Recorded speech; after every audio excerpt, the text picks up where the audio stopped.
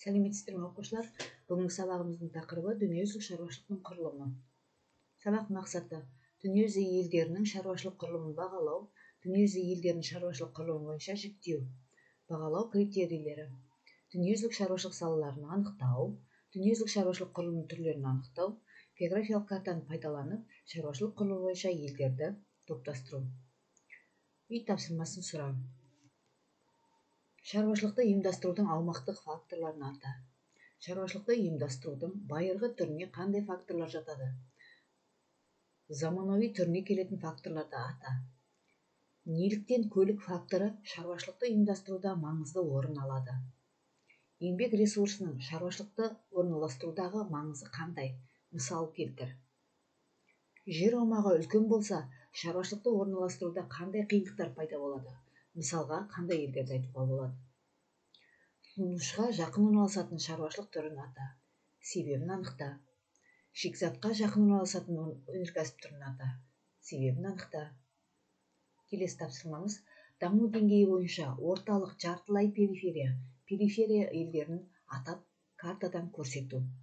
Яғни орталық тобына кіретін ол дүниежүзінің дамыған елдері, жартылай периферияға кіретін ауыспалы экономикадағы елдер тобы, периферияға даму деңгейі төмен, артта қалған елдерді айтамыз, дамушы елдерді атап картадан көрсетеміз. Бүгінгі сабағымыздың тақырыбы: дүниежүзілік шаруашылықтың құрылымы. Дүниежүзілік шаруашылық дегеніміз не? Дүниежүзілік шаруашылық жүйесі дүниежүзі елдерінің ұлттық шаруашылықтың жүйесі болып табылады. Дүниежүзілік шаруашылықта басты термин міне айтылатын ол ішкі нарық. Бүгінгі сабағымыз бойынша ішкі нарық дегеніміз экономикалық қоғамдастықтың түрі. Онда сатуға арналған барлық заттар ел ішінде өндіріледі. Нарықтың бірнеше түрлері бар. Ішкі нарық, ұлттық нарық келесі түрі. Ішкі нарық, оның бір бөлігі шетелдік сатып алушыларға арналған. Халықаралық нарық сыртқы нарықтармен тікелей байланысты. Дүниежүзілік нарық халықаралық еңбек бөлінісі мен өндірістік факторлар негізінде құрылған елдер арасындағы тұрақты салалық құрылымды айтады екенбіз. Дүниежүзілік шаруашылықтың құрылымы, салалық құрылымы. Дүниежүзілік шаруашылықтың саласы өндірістік сала, өндірістік емес сала деп басты екі топқа бөлінеді. Өндірістік сала, ауыл шаруашылығы және өнеркәсіп деген топтарға бөлінеді. Бұлар өздерінің ішінара екі түрге бөлінеді: ауыл шаруашылығы, өсімдік шаруашылығы және мал шаруашылығы. Ал өнеркәсіп шаруашылығы өндіріс және өңдеуші деп бөлінеді екен. Бұл екеуі шаруашылықта бастапқы сектор және екінші сектор деп аталады. Өндірістік емес салаға қызмет көрсету түрлері: құрылыс, көліктік байланыс, денсаулық сақтау, басқару, зерттеу, ақпараттандыру, білім, әлеуметтік қызметтер тобы кіреді екен. Мұны біз үшінші секторға жатқызамыз. Дүниежүзілік экономиканың құрылымы. Жаңағы бастапқы секторға ауыл шаруашылығы, аңшылық, балық аулау, пайдалы қазбаларды өндіру, орман шаруашылығы салаларын кіргіземіз. Ал қайталама екінші секторға өңдеуші өнеркәсіп, тамақ өнеркәсібі, ағаш өңдеу, целлулоза, қағаз, полиграфия, жеңіл өнеркәсіп, химиялық мұнай өндірумен қосылғанда, құрылыс материалын өндіру, металлургия, машина жасау, энергетика, құрылыс салаларын жатқызамыз.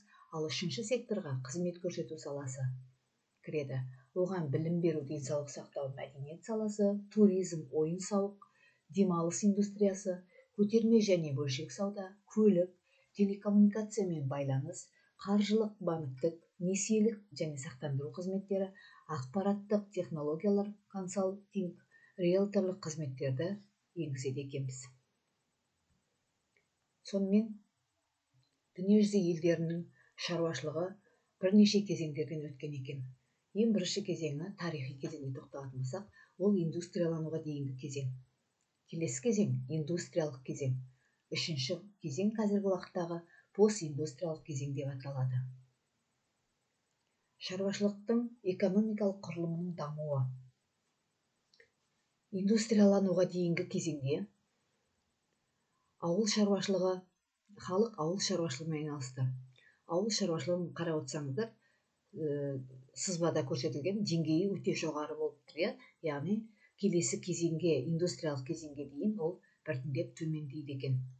Ал керісінше өнеркәсіп және қызмет көрсету салалары деңгейі төмен болып тұрғанын байқаймыз.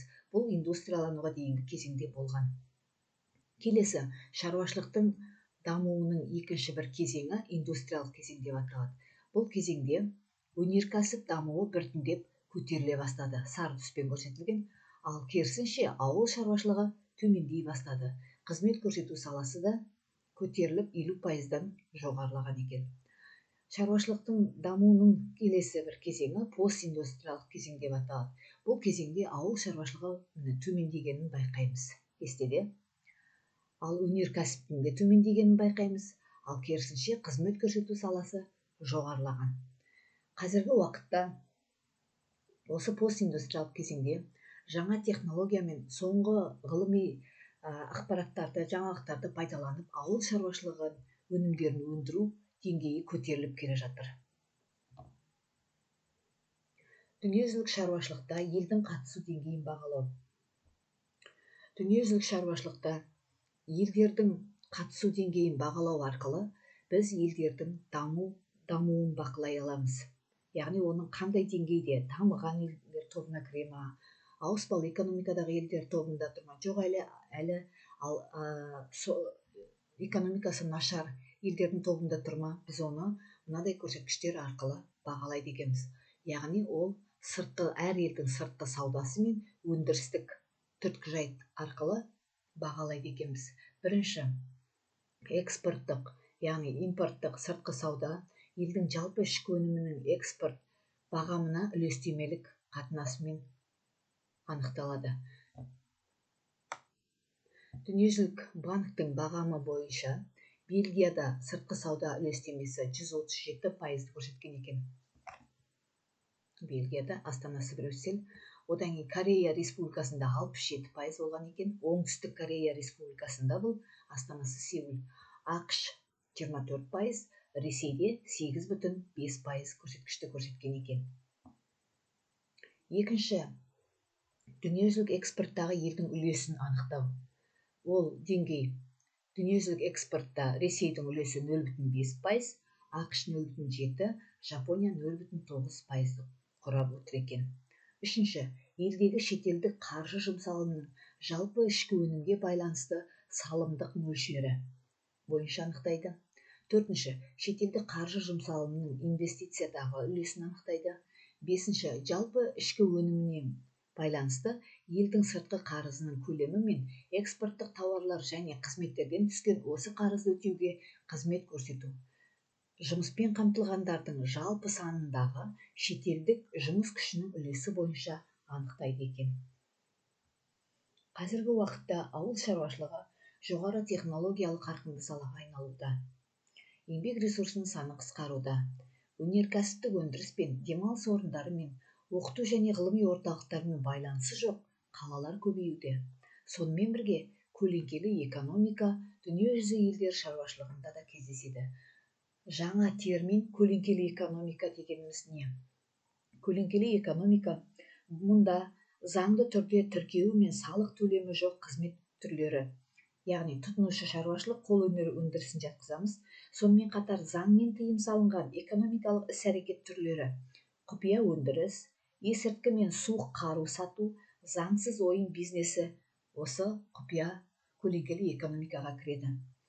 Көлеңкелі экономиканы зерттеп жүрген мамандардың есебі бойынша, дамыған елдерде көлеңкелі экономика жалпы ішкі өнімнің 5-ден 10%-ға дейін мөлшерін беретін болса, ал дамуы төмен елдерде 5%-дан 35% аралығында болады екен.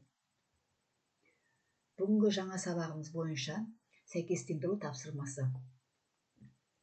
Сөздер берілген: ауыл шаруашылығы бірінші қатарда, металлургия, риэлторлық қызметтер, өндірістік сала түрлері, өндірістік емес сала. Енді осылардың әрқайсысы мына екінші қатардағы сөздермен байланыстырамыз. Келесі тапсырма: шаруашылық салалары кестесін толтыру. Өндірістік сала және өндірістік емес сала. Үшінші тапсырма: картаны қолданып, экономикалық құрылымы әртүрлі елдерге мысалдар келтіріп анықтау. Яғни критерий елдерді даму деңгейі бойынша топтастырамыз. Мысалы, ауыл шаруашылығымен айналысатын елдер, өнеркәсіп дамыған елдер, қызмет көрсету саласы жақсы дамыған елдер. Осы 3 түрге жататын елдерді анықтап топтастырамыз. Шартты белгіге қарап түстері бойынша, яғни анықтайды екенбіз. Бүгінгі сабақ бойынша рефлексия, активатор 3-2-1. Яғни бүгінгі сабақ бойынша сіз білген 3 жаңалық. Тақырып бойынша сізде туындаған 2 сұрақ, яғни түсінбеген нәрселеріңіз. Бүгінгі сабаққа бір тілек. Назар қойып тыңдағандарыңызға рахмет. Сау болыңыздар.